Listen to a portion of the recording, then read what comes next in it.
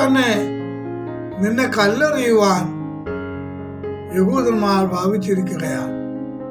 പിന്നെയും അങ്ങോട്ട് തന്നെ പോവുകയാണ്. ഒന്നുകൂടി പറഞ്ഞാൽ, നമുക്ക് പ്രവർത്തിക്കാൻ പറ്റിയൊരു സമയം ഉണ്ടായിരുന്നല്ലോ. ആ മാർത്തയും മറിയയും നമ്മോട് വന്ന് വിവരം പറഞ്ഞ ആ സമയത്ത്, ഗുരുവിനോട് വന്ന് വിവരം പറഞ്ഞപ്പോൾ അപ്പോൾ തന്നെ പോയിരുന്നെങ്കിൽ അവിടെ നമുക്കൊരു വേലയ്ക്കുള്ള സാധ്യത ഒരുക്കപ്പെടുകയായി. ദൈവദാസന്മാരോടുള്ള ബന്ധത്തിൽ ഞാൻ പറയട്ടെ, ചിലതെല്ലാം സാധ്യതകൾ ഒരുക്കപ്പെടുന്നത് നമ്മൾ ചിന്തിക്കുന്ന പോലെയല്ല. ഏറ്റവും ക്രിട്ടിക്കലായിരിക്കുന്ന മേഖലകളിൽ ദൈവം നമ്മെ പ്രയോജനപ്പെടുത്തുവാനിടയായിത്തീരും. ദൈവത്തിന്റെ പദ്ധതികൾ അവ തന്നെയാണ്, നമ്മൾ അറിയണം. നമ്മെക്കുറിച്ചുള്ള ദൈവിക പദ്ധതികളെ കുറിച്ച് നമുക്ക് നല്ല ബോധ്യമുണ്ടാകട്ടെ. നമുക്ക് മോഡൽ കർത്താവാണല്ലോ, നമുക്കൊരു നല്ല മാതൃകയല്ലേ കർത്താവ്. ചില സന്ദർഭങ്ങളിൽ നമ്മൾ മൗനമായിരിക്കേണ്ടി വരും. നമുക്കറിയാം, കർത്താവിന്റെ അടുക്കൽ ഒരു വിഷയം ലഭിച്ചാൽ ആ വിഷയത്തിന് വേണ്ടി പ്രാർത്ഥിക്കുന്ന ഒരു കർത്താവ്, രാത്രി മുഴുവനും പ്രാർത്ഥിക്കുന്ന കർത്താവ്, വിഷയത്തിന് മുമ്പിൽ പ്രാർത്ഥിക്കുന്ന ഒരു കർത്താവ്. ഒരു വിഷയം കേട്ടാൽ അപ്പോൾ തന്നെ ഓടിപ്പോകുന്നതിനേക്കാൾ, പ്രവർത്തിക്കുവാൻ ചാടിയിറങ്ങുന്നതിനേക്കാൾ ഒന്ന് പ്രാർത്ഥിക്കുവാൻ സമയമെടുക്കുന്ന ആ നല്ല സ്വഭാവം നമ്മിൽ ഉണ്ടാകട്ടെ. പ്രാർത്ഥനയിൽ നമുക്ക് മാതൃക കർത്താവാണ്.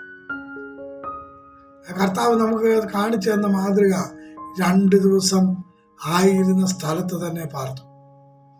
ആ 2 ദിവസം ദൈവസന്നിധിയിൽ ഇരുന്നു കൊണ്ട് വിഷയങ്ങളെ വിടുതലിന് വേണ്ടി കാത്തിരിക്കുന്ന ഒരു കർത്താവിനെയാണ് നമുക്ക് മാതൃകയാക്കേണ്ടത്.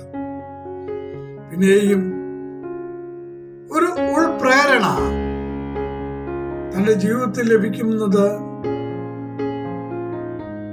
സർവജ്ഞാനിയായ കർത്താവ്, ദീർഘവീക്ഷണമുള്ള കർത്താവ്, എല്ലാം അറിയുന്ന കർത്താവിനറിയാം ലാസർ മരിച്ചു എന്ന്. ലാസർ മരിച്ചു എന്ന് മനസ്സിലാക്കിയ കർത്താവാണ് പറയുന്നത്, നമുക്ക് പിന്നെയും യഹൂദിയിലേക്ക് പോകാം. ശിഷ്യന്മാരുടെ മുമ്പിലുള്ളത് കല്ലെറിയാൻ നിൽക്കുന്ന യഹൂദന്മാരാണെങ്കിൽ കർത്താവിന്റെ ഉള്ളിലുള്ളത് മരിച്ചടക്കപ്പെട്ട ലാസറാണ്. നമുക്ക് ചുറ്റുംപുറം പലർ അഭിപ്രായങ്ങൾ പറയുവാനുണ്ടാകും. പക്ഷെ നാം പ്രാപിച്ച ഉൾക്കാഴ്ചക്കനുസരിച്ച് ഒരു മുന്നേറ്റമാണ് ഈ നാളുകളിൽ ഉണ്ടാകേണ്ടത് എന്നുള്ളത് മറന്നു പോകരുത്.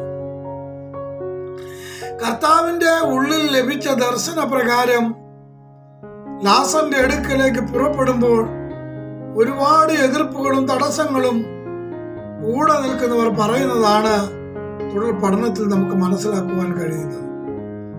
ആരെല്ലാം എതിർപ്പുകൾ പറഞ്ഞാലും, ആരെല്ലാം തടസ്സം ഉന്നയിച്ചാലും, ഏറ്റവും അടുത്ത ശിഷ്യൻ, നമ്മുടെ ഹൃദയത്തോട് പറ്റി നിൽക്കുന്ന ഏറ്റവും അടുത്തവരായിരിക്കാം നമുക്ക് ദൈവം നൽകുന്ന ദർശനത്തിന് വിരോധമായ തടസ്സങ്ങൾ ഇടുന്നത്. പക്ഷെ അവിടെ വില കൽപ്പിക്കാതെ ദൈവം നൽകിയ ദർശനപ്രകാരം മുൻപോട്ട് പോയിട്ടുള്ള ദൈവദാസന്മാർ വിജയിച്ചിട്ടുണ്ട്. എന്റെ ശബ്ദം കേൾക്കുന്ന ദൈവദാസനെ, ദൈവദാസിയെ, ശുശ്രൂഷകരെ, നിങ്ങളും ചുവടുവെക്കൂ.